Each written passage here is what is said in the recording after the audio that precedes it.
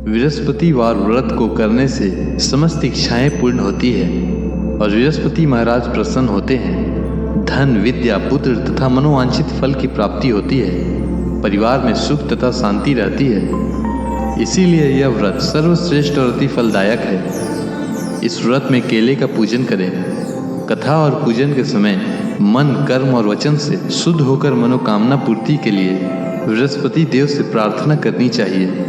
दिन में एक समय ही भोजन करें। भोजन चने की दाल आदि का करें। नमक न खाएं। पीले वस्त्र पहनें। पीले फलों का प्रयोग करें। पीले चंदन से पूजन करें। पूजन के बाद भगवान बृहस्पति की कथा सुननी चाहिए। बृहस्पतिवार व्रत कथा प्राचीन समय की बात है। एक नगर में एक बड़ा व्यापारी रहता था। वह जहाज़ों में माल लादकर दूसरे देशों में भेजा करता था। वह जिस प्रकार अधिक धन कमाता था उसी प्रकार जी खोलकर दान भी करता था। परंतु उसकी पत्नी अत्यंत कंजूस थी। वह किसी को एक दमड़ी भी नहीं देने देती थी। एक बार सेठ जब दूसरे देश में व्यापार करने गया तो पीछे से बृहस्पति देव ने साधु वेश में उसकी पत्नी से भिक्षा मांगी।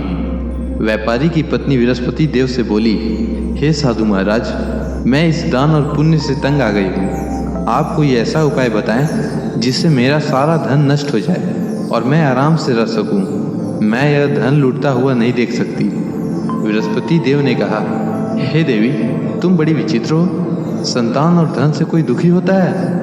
अगर अधिक धन है तो इसे शुभ कार्यों में लगाओ। कुंवारी कन्याओं का विवाह करवाओ। विद्यालय और बाग बगीचों का निर्माण कराओ। ऐसे पुण्य कार्य करने से तुम्हारा लोक प्रलोक सार्थक हो सकता है। परंतु साधु की इन बातों से व्यापारी की पत्नी को खुशी नहीं हुई। उसने कहा, मुझे ऐसे धन की आवश्यकता नहीं है जिसे मैं दान दूं।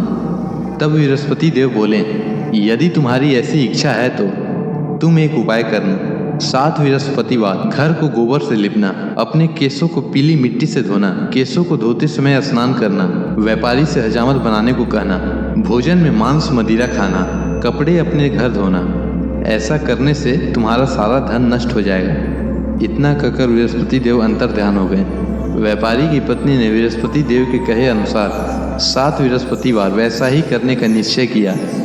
केवल 3 बृहस्पतिवार बीते थे कि उसकी समस्त धन संपत्ति नष्ट हो गई और वह परलोक सिधार गई। जब व्यापारी वापस आया तो उसने देखा कि उसका सब कुछ नष्ट हो चुका है। उस व्यापारी ने अपनी पुत्री को संतावना दी और दूसरे नगर में जाकर बस गया। वहाँ वह जंगल से लकड़ी काटकर लाता और शहर में बेचता। इस तरह वह अपना जीवन व्यतीत करने लगा। एक दिन उसकी पुत्री ने दही खाने की इच्छा प्रकट की, लेकिन व्यापारी के पास दही खरीदने के पैसे नहीं थे। वह अपनी पुत्री को आश्वासन देकर जंगल में लकड़ी काटने चला गया। वहाँ एक वृक्ष के नीचे बैठ अपनी पूर्व दशा पर विचार कर रोने लगा। उस दिन बृहस्पतिवार था। तभी वहाँ बृहस्पति देव साधु के रूप में सेठ के पास आए और बोले, हे मनुष्य, तुम इस जंगल में किस चिंता में बैठे हो? तब व्यापारी बोला, हे महाराज, आप सब कुछ जानते हैं। इतना कहकर व्यापारी अपनी कहानी सुनाकर रो पड़ा। बृहस्पति देव बोले, देखो बेटा, तुम्हारी पत्नी ने बृहस्पति देव का अपमान किया था, इसी कारण तुम्हारा यह हाल हुआ है। लेकिन अब तुम किसी प्रकार की चिंता मत करो।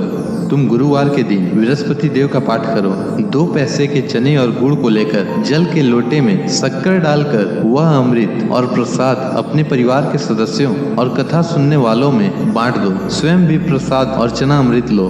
भगवान तुम्हारा अवश्य कल्याण करेंगे। साधु की बात सुनकर व्यापारी बोला, महाराज, मुझे तो इतना भी नहीं बचता कि मैं अपनी पुत्री को दही लाकर दे सकूं। इस पर साधु जी बोले, तुम लकड़ियां शहर में बेचने जाना। तुम्हें लकड़ियों के दाम पहले से चौगुना मिलेंगे, जिससे तुम्हारे सारे कार्य सिद्ध हो जाएंगे। उसने लकड़ियां काटी और शहर में बेचने के लिए चल पड़ा। उसकी लकड़ियां अच्छे दाम में बिक गई, जिससे उसने अपनी पुत्री के लिए दही लिया और गुरुवार की कथा हेतु चना गुड़ लेकर कथा की और प्रसाद बांटकर स्वयं भी खाया। उसी दिन से उसकी सभी कठिनाइयां दूर होने लगी। परंतु अगले बृहस्पतिवार को वह कथा करना भूल गया।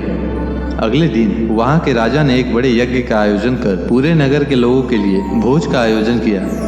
राजा की आज्ञा अनुसार पूरा नगर राजा के महल में भोज करने गया, लेकिन व्यापारी व उसकी पुत्री तनिक विलंब से पहुँचे। अतः उन दोनों को राजा ने अपने महल में ले जाकर भोजन करवाया। जब वे दोनों लौट कर आए तब रानी ने देखा कि उसका खूंटी पर टंगा हार गायब है। रानी को व्यापारी और उसकी पुत्री पर संदेह हुआ कि उसका हार उन दोनों ने ही चुराया है। राजा की आज्ञा से उन दोनों को कारागार में डाल दिया गया। कैद में पड़कर दोनों अत्यंत दुखी हुए। वहां उन्होंने बृहस्पति देवता का स्मरण किया। बृहस्पति देव ने प्रकट होकर व्यापारी को उसकी भूल का आभास कराया और उन्हें सलाह दी कि गुरुवार के दिन कैद खाने के दरवाजे पर तुम्हें 2 पैसे मिलेंगे, उससे तुम चने और मुनक्का मंगवाकर विधि पूर्वक बृहस्पति देवता का पूजन करना, तुम्हारे सब दुख दूर हो जाएंगे। बृहस्पतिवार को कैद खाने के द्वार पर उन्हें 2 पैसे मिले। बाहर सड़क पर एक स्त्री जा रही थी। व्यापारी ने उसे बुलाकर गुड़ और चने लाने को कहा। इस पर वह स्त्री बोली, मैं अपनी बहू के लिए गहने लेने जा रही हूँ, मेरे पास समय नहीं है। इतना कहकर वह चली गई। थोड़ी देर बाद वहाँ से एक और स्त्री निकली। व्यापारी ने उसे बुलाकर कहा कि हे बहन, मुझे बृहस्पतिवार की कथा करनी है, तुम मुझे 2 पैसे का गुड़ चना ला दो। बृहस्पति देव का नाम सुनकर वह स्त्री बोली, भाई मैं तुम्हें अभी गुड़ चना लाकर देती हूँ। मेरा इकलौता पुत्र मर गया है, मैं उसके लिए कफन लेने जा रही थी, लेकिन मैं पहले तुम्हारा काम करूँगी, उसके बाद अपने पुत्र के लिए कफन लाऊंगी। वह स्त्री बाजार से व्यापारी के लिए गुड़ चना ले आई और स्वयं भी बृहस्पति देव की कथा सुनी। कथा के समाप्त होने पर वह स्त्री कफन लेकर अपने घर गई। घर पर लोग उसके पुत्र की लाश को राम नाम सत्य है कहते हुए शमशान ले जाने की तैयारी कर रहे थे। स्त्री बोली, मुझे अपने लड़के का मुख देख लेने दो। अपने पुत्र का मुख देखकर उस स्त्री ने उसके मुख में प्रसाद और चना अमृत डाला। प्रसाद और चनामृत के प्रभाव से वह पुनः जीवित हो गया।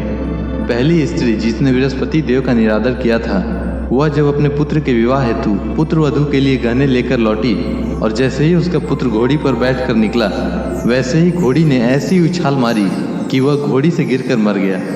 यह देख स्त्री रो रो कर बृहस्पति देव से क्षमा याचना करने लगी। उस स्त्री की याचना से बृहस्पति देव साधु वेश में वहां पहुंचकर कहने लगे, देवी तुम्हें अधिक विलाप करने की आवश्यकता नहीं है, यह बृहस्पति देव का अनादर करने का कारण हुआ है। तुम वापस जाकर मेरे भक्त से क्षमा मांगकर कथा सुनो, तभी तुम्हारी मनोकामना पूर्ण होगी।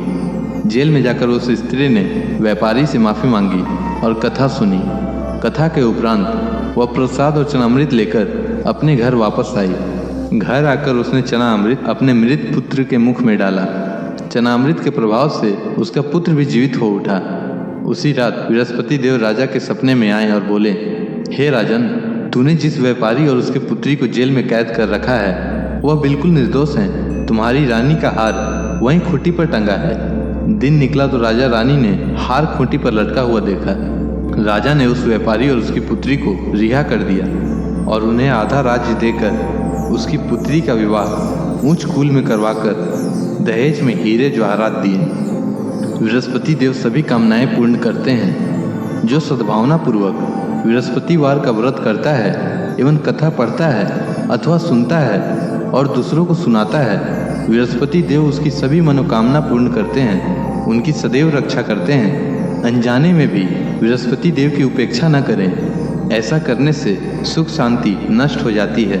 इसीलिए सबको कथा सुनने के बाद प्रसाद लेकर जाना चाहिए। हृदय से उनका मनन करते हुए जयकारा बोलना चाहिए। बृहस्पति भगवान की जय।